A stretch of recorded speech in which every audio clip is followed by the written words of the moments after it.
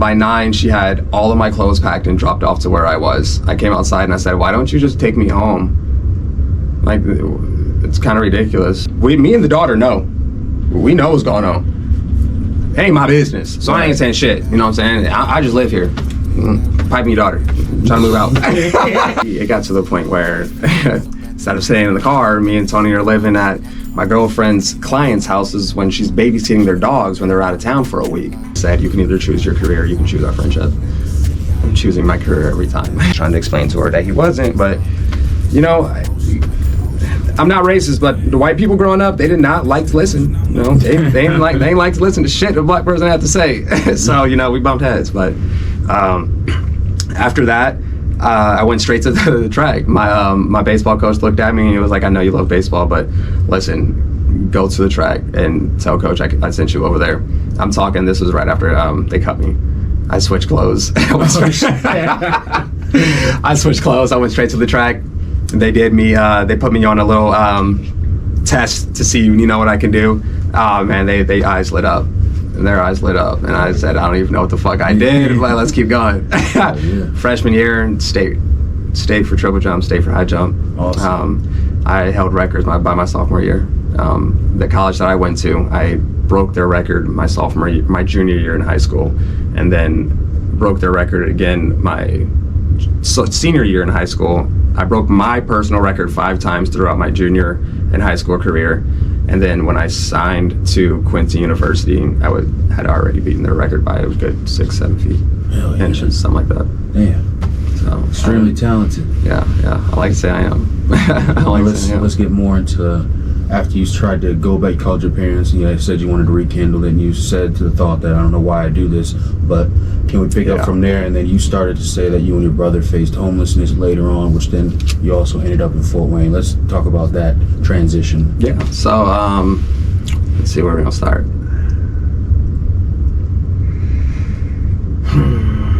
What was the first one? So you said that you just called your parents, said I want to come home. Yeah, that's right. So after I did come home, my parents like to look at me still as a child, I sort of think. I get it, your house, your rules, but when I came home, it had been 3 years, I was 21, or I was about to turn 21 actually. I was 20 years old. So when I came home, I expected to work, you know, hang out with my family a little bit and live my life. But I ended up just working at a gas station. I had got into a relationship with an ex-girlfriend, and I'd go to my little brother's basketball games, you know, so I'd really have a schedule. Go to work Monday through Friday, come home Friday, I go to her crib, spend the weekend there, but we travel to the games, go back to her crib, restart, you know, Monday, come home, and do all like that. My parents really didn't see me because their work schedule. My mom flies out of town every time she goes to work. My dad works in the morning. I work at night at the gas station, so the times didn't add up. They took that as I didn't want to be home. One night, me and my parents got into an argument. They wanted me home at a certain time. I'm 20 years old, I don't need a curfew, but at the time, I just really didn't have a ride home. So I was like, well, can you come and get me? And she's like, no, call your dad. He's about to be home from work. If you want to come home, da-da-da-da. I was like, all right, so I'll call my dad. He was sitting on the couch. I said, oh, that's what you're on. All right, cool. So I was like, well, he's home, so I don't know what you want me to do. I don't have a ride until, you know, her parents gets home from work, and then, you know, I can get home. I'm not walking.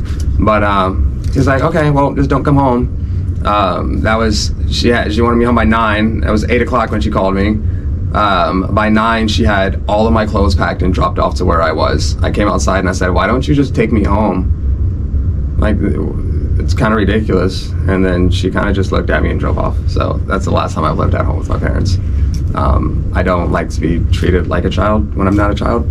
I get it, I'm not fully developed. My brain is not fully developed. I will never probably fully 100% developed mentally, you know what I'm saying? So it's not that I don't want someone there, because I talk to my dad every day, you know what I'm saying? I look at my dad for wisdom every day, but at the end of the day, I still need to live my life. I have a life to live. I have a life that I'm capable of living.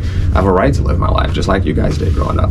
I get you guys have kids, and you want to train them, teach them, whatever you want to call it, mold them, but you can't at a certain age. You kind of got to let them be that bird and see if they fly or not, you know, because at the end of the day, you can't hold their hand throughout their life, you know. My dad started out real good with it, but, you know, I graduated high school, I turned 18. He brought me out to the garage. All right, at this point, you're a man. You're going to be, your disciplines are actually going to, or your consequences are going to stick with you now, you know. And I'm not going to be there to save you. I went to college in a different state, so, you know what I'm saying, my parents weren't there. So he made sure that I knew, at this point, you're independent, you know. So it started really well, making my own decisions, and everything like that. But after a while, it was just them nagging, I would think, or I would say, in my opinion, and not nagging, but it's just too much of the, let me coddle you and really let you know you're fucking up or something, or train you or teach you why you're fucking up, or let me know and then let's just drop it, you know. I know I am, for one. It's not something that I don't know. I was taught right or wrong, you know, from a very young age. I'm not an ignorant person, you know. I'm very intelligent, so it's not something that I don't know. I know what I'm doing. I know when I'm wrong, I know when I'm right, but I don't need the hounding. That's the thing. And I don't think children should be hounded their whole entire life growing up until they're an adult. When they're with their parents, or however long they're with their parents, they're going to resent you. And it's not that I resent my parents, but at the time as a kid, yeah, I resented them. I didn't want to be around them. I'm pretty sure I was in my room at 6 or 7 years old. I wish you dead. Fuck you, Dad. You know what I'm saying? Up under my breath. But not that I felt like that for real, but I was a kid. I was mad. You know what I'm saying? So it's not something that I would, you know, say to a whole lot of children. I just watched an article. I think he was 10 years old. He shot his mom in the head with a shotgun because she kept calling him fat and lazy because he didn't want to take the trash out, and he got fed up, and that's what he told cops. So like, it's not something that's like funny or anything, or whoa, watch out for it, but really watch out. You know, just treat your kids like they're your kids. You know, you don't have to hound them. You don't have to nag on everything. If they make a mistake, they made a mistake. You know, being around my parents, if we got in trouble or if we made a mistake, if we were grounded for a month, we might have got beat for a month. You know, we're getting beat with metal bats, or my dad's hitting us in the eye like a nigga on the street or something, you know, sending us to school like that. We got, you know, child services coming and knocking at our door and shit like that, you know, shit like that. But it always happens when I move back home. There's always some type of rah-rah going on, something, because they try to coddle me and treat me like a child, you know. What happened when you moved in with your girlfriend, your ex-girlfriend? Well, at that point, she was my girlfriend. We got back together.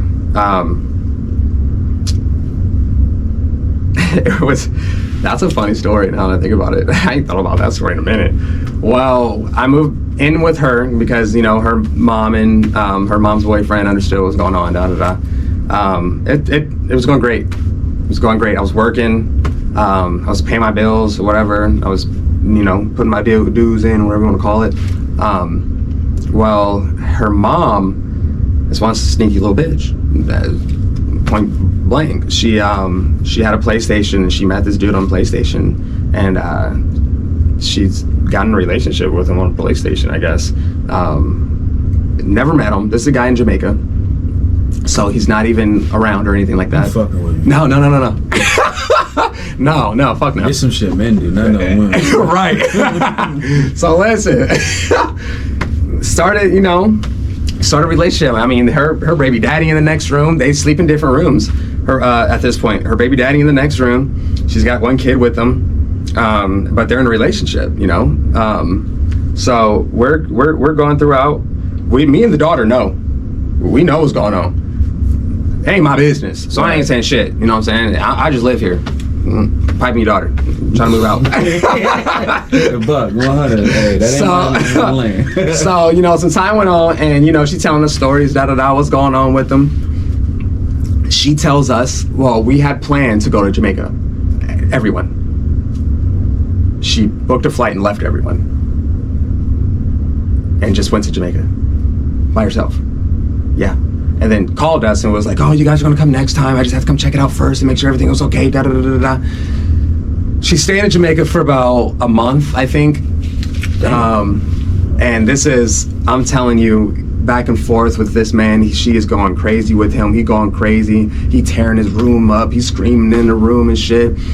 When I tell you, like, it caused problems for us too, because his mental was fucked up. So he's treating all the kids fucked up. So I'm obviously gonna say something because you're fucked up.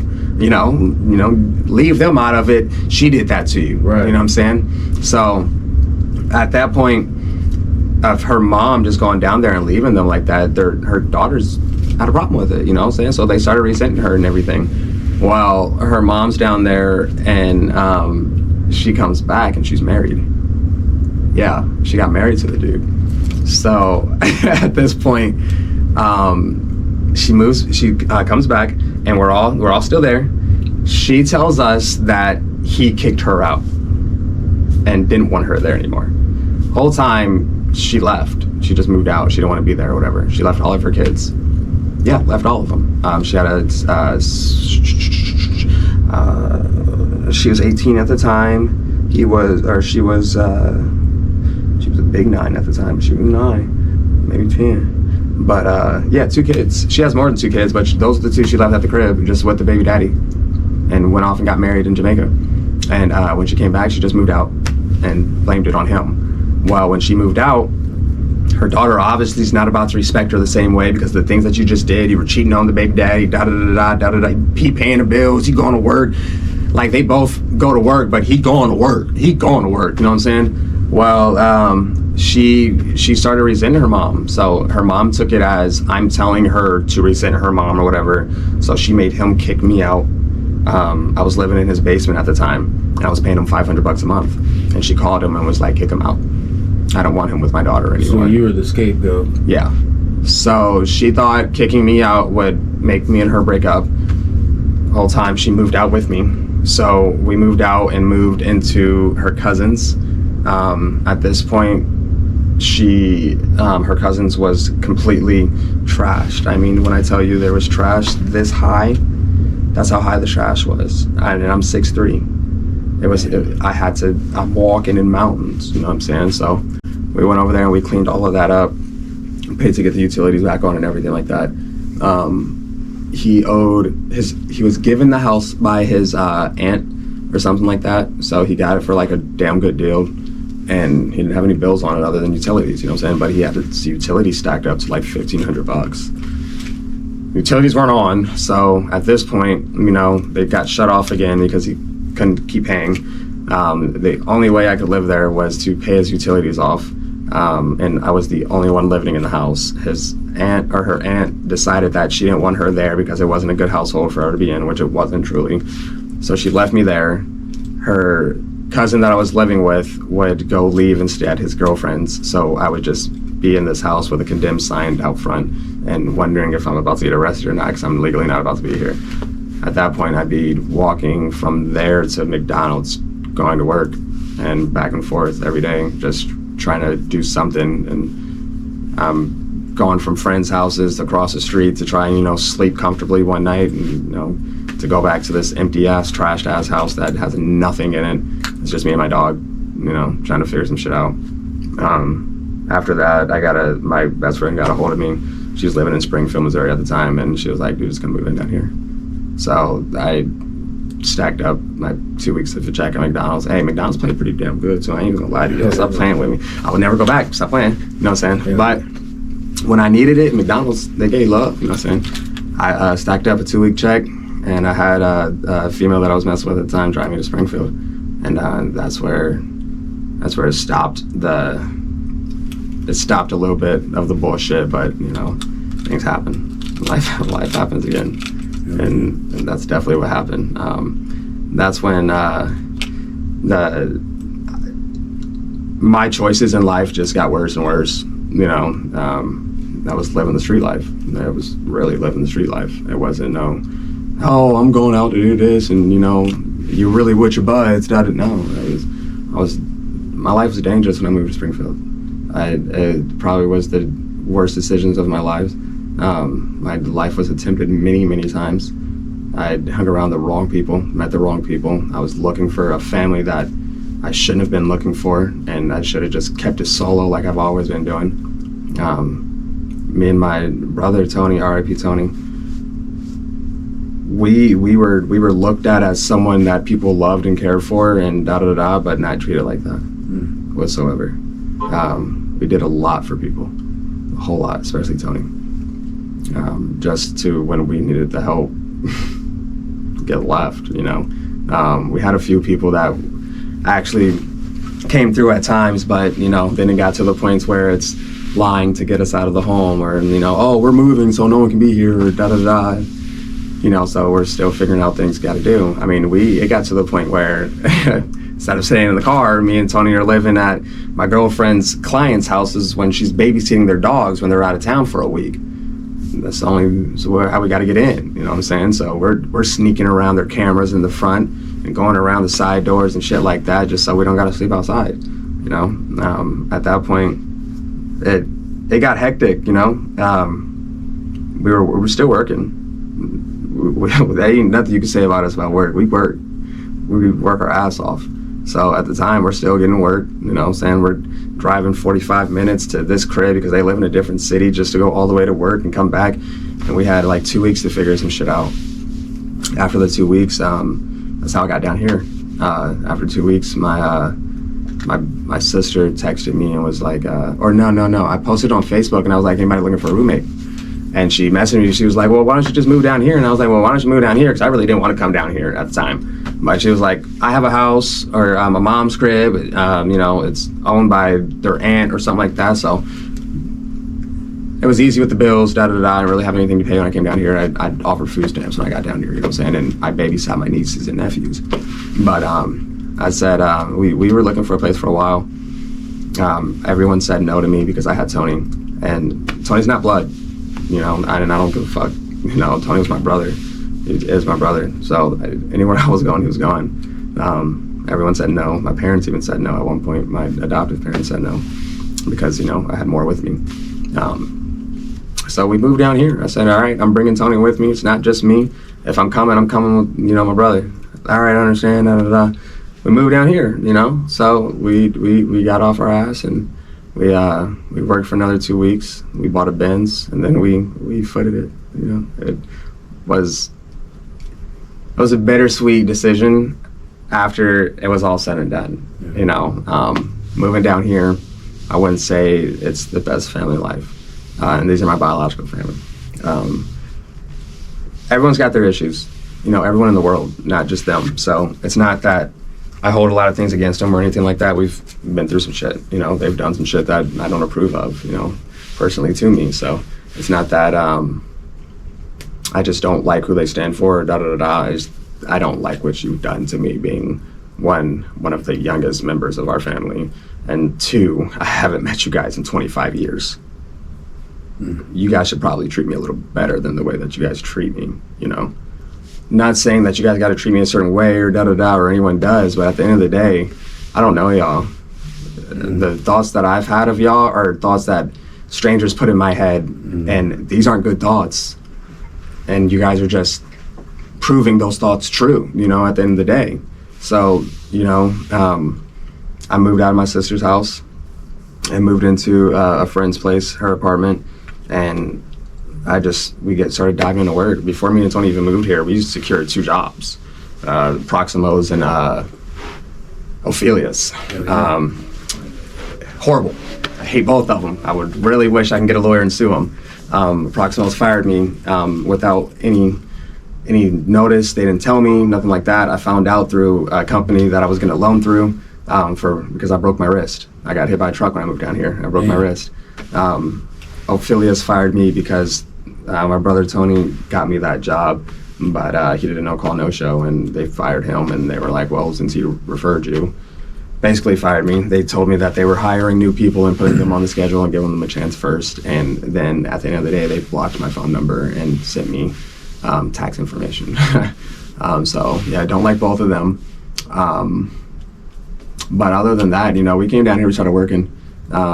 The people that we ran into in the beginning weren't so great of people. The person that I moved in with after my sister, she basically was there because she wanted a relationship with me, and she used other things to try and keep you and I wasn't even in a relationship with her. She just tried to me it was things to do to make me want to be with her.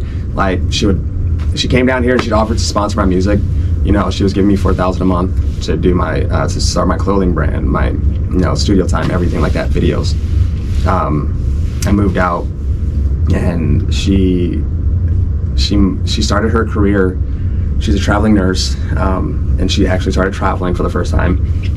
She had gotten into a new relationship or something, but I guess she just couldn't take being away from her boyfriend or something, and she couldn't take the job that she signed on for. She worked with psych patients, and psych patients get physical. Yeah. And she's worked this job for years, and apparently she just couldn't take it. She came back home and decided to get another job. She got 2 jobs actually, working for the hospitals down here again. So everything was fine, money was still going good. She got fired from one because she failed a drug test for marijuana, and then contacted me asking to, retalk our contract and everything like that. And me being me, since you're not just a random person, you're a friend, let's talk. The number that I offered wasn't, I guess, a number that she liked, and she said, you can either choose your career, you can choose our friendship. I'm choosing my career every time. Friendship's not going to pay my bills. Never, on any day. So I'm going to go ahead and choose my career. And on top of that, I've known you for 4 or 5 months. I'm definitely not choosing you over somebody. And I'd say that's anybody. I'm not choosing anybody over money. Money's going to make, they say, pussy make the world go round, this make the world go round. No, it don't. Money make the world go round. Money does, because you gotta have money to do anything in this world. So, you know what I'm saying? I chose the money, and that was probably one of the best things that I could have done for my career. I just started diving real deep into it. I got real serious with my music, got real serious with my podcast, real serious with my TV show now. I got a movie coming. I'm signed for my TV show. So it's like, these were obstacles that I needed to face and get over. And I call them obstacles because it's something that I needed to get away from. It's not something that I needed to go through, or that I just needed to get away from those. It's not a what do they call them, like a memorable moment or like something I learned from or no, just need to get away from them. Get up and over and gone. That's about it. So it's been smooth for the past few years. I'm not saying I don't struggle. I'm broke. You know what I'm saying? I work. So it ain't something that you enjoying Fort Wayne now? No. Damn. Try. No, man. I enjoy the little parts that I do here, but I'm barely here. Yeah. I'm in Michigan or I'm in ATL, and I'm either at the Bishop, Michigan, or I'm performing in ATL. Yeah. First of all, there's been 3-4 murders in the past 3 months. Yeah. I don't stick around places like that. At the end of the day, my luck is horrible. So I might get one of them strays one day. Smart. Hey, that's smart. Let me get up out of here. My credit might stay right there for a little bit, but I promise you, we be on the road, especially in the summertime. I don't move. I don't like the cold, so I don't really move in the cold. But summertime, when I'm snow gone and that sun out, I am gone. I am on the road. I am on a motorcycle. I am not here. Hell yeah. I'm not here. So and I keep my circle small. On top of that, I hang out with one person. In this whole city, I hang out with one person. That's about it. Other than that, you ain't really gonna see me unless I really invite you over. We used to host game nights for me and my family and friends every weekend. Talking, come over, I got some bottles, I got some weed, we might even have some nachos going on, something like that. And that just fell apart. Because, family members do this, they do that, they say this, they say that, they talk shit. And at the end of the day, I ain't doing none of this for some people who gonna sit there and talk behind my back, man. Why would I do that, man? Y'all don't. No, and not to say like y'all ain't. I don't agree with. Oh, their family, give them a pass, or their family. That's how they are. Da da da. I don't care. If they're family, they shouldn't be like that. No, just because you're trying to take up for other abuse, but ain't saying it. Right, exactly. You know what I'm saying? Just because you're family don't mean you should steal from me or nothing like that, or say this about me, or go and try to publicly embarrass me on this, being my biological mother or something. You know what I'm saying? There's certain things that you don't do. So I don't mess with nobody. You know, I stick around for my nephews and my nieces. That's it. Do you have anything, closing remarks, or anything you want to be remembered by, and anything to tune into coming up? Because you said you had a show coming on. Yeah. I got a little after party show in ATL at the Big Mama showcase. It might be a little headliner for me, so pop out, y'all. It'd be my first headliner show. So also after that show, that same night, I got another show. I do not know the location of that one yet, but my manager will get it to me. It's gonna be a busy night, real busy night. September, we got another show down here at Carl's Tavern. September 13th. September 13th, I'm pretty sure. Other than that, you know what I'm saying? We got the podcast every Wednesday and Sunday. Hell yeah. Today we got the conspiracy theory episode. I'm really excited for that one. But you know what I'm saying? What I want to be remembered by, I want to be, for my music, I want to be remembered as an artist who actually, you know, touched people. Like, I don't want to, you got the artists out there, like, who only make the club music. You know, you got Sexy Red. I don't like her, but you got artists like Sexy Red. She only makes this type of music. I want to be an artist, remembered as an artist who made the music that, okay, I can go smoke to because I'm sad about a breakup, or I'm sad that somebody just said this, or I'm sad this happened, or I'm happy this happened, or I broke out of this shell and I done climbed out of this. When I first started making music, a lot of people would hit my line, oh man, I was going through so much stuff and I heard your song and da-da-da-da. That's what I want. I don't want the, hey, he dropped that song, get low way to that little vision and she was doing that. No, I don't want to be remembered like that. Or doing something crazy, nothing like that, you know what I'm saying? I'd love to be remembered as an athlete. That'd be my biggest dream. That was my biggest dream, to get remembered as an athlete. If you think of me high school days, that's how you're gonna remember me, you know what I'm saying? But all said and done, that'd be the greatest moment of my life, to be remembered as an athlete. But if that doesn't happen, you know, just business-wise, I was a man who actually loved what he did and loved who he did it with and cared about the people who he had around him and brought onto his team, you know? I'm not here just to, I'm here for the money. Everybody here for the money. But I'm not here just to grab it all and go be a turtle at my mansion or something or da-da-da-da. I'm trying to collect so I can feed. You know what I'm saying? I'm trying to collect so I can feed. And by the time I am down here, I'm gonna have about 16 of them running around. You know what I'm saying? So y'all gonna remember me. Y'all gonna remember me. I'm gonna have a lot of them running around here, so stop playing. So y'all ain't gonna have no choice but to remember me. Yeah. And out of those 16, I promise you, half of them gonna do something. You know what I'm saying? Half of them gonna do something. So y'all gonna have no choice to remember me. You're gonna be like, damn, that's AsKingIRise. He did something with that motherfucker. Damn, Tay John, he really worked with him on the field. Da da da. Yeah, they gonna remember. Some way, somehow. I'm gonna make sure of it. Hell yeah. Thanks for stopping by, man. No problem, man. Thanks for having me, my boy. Hell yeah.